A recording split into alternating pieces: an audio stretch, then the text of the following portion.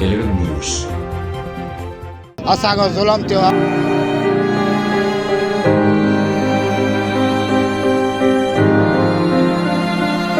DG coat Tando Shah की अक़लियती बिरादरी के लोगों ने मनीषा कुमारी के मुबैना अगवा के खिलाफ प्रेस क्लब कोट डीजी के सामने कौमी शायरा पर एहतजाजी मुजाहरा करके रोड ब्लॉक कर दिया। मुजाहरे में मौजूद मनीषा कुमारी के बाप रांझुमल और दीगर अफराद ने कहा कि 15 साल मनीषा कुमारी काफ़ी अरसे से खजूर मंडी खेरमपुर की फैक्ट्री में काम करती थी, जो 3 रोज से लापता है और हमें फैक्ट्री के मैनेजर शाहिद मेमन पर शक है और उसी ने मनीषा कुमारी को अगवा किया है। असांजो ज़ुल्म थियो आहे। असां एसपी साहब खे अपील कई आहे, SHO कोट डीजी खे असां अपील कई आहे, असांखे इंसाफ़ कयो वञे ऐं असांखे ईअं नाजाइज़ी थी आहे वॾी।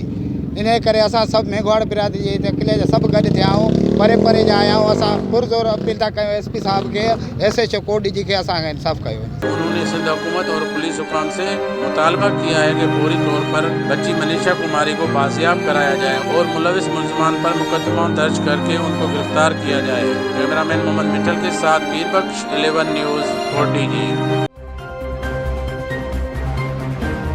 11 News।